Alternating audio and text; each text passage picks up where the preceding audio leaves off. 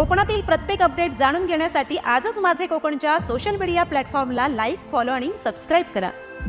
मुंबई गोवा महामार्गावरील अपघातांची मालिका सुरूच असून पोलादपूर जवळ आज आणखी एक भीषण अपघात घडलाय.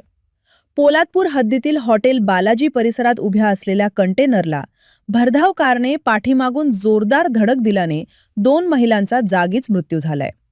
मिळालेल्या माहितीनुसार अनिल रावसाहेब मार्केड हे आपल्या कुटुंबासह महाडकडून दापोलीच्या दिशेने कारने प्रवास करत होते. यावेळी रस्त्याच्या कडेला उभ्या असलेल्या कंटेनरला त्यांच्या कारची जोरदार धडक बसली.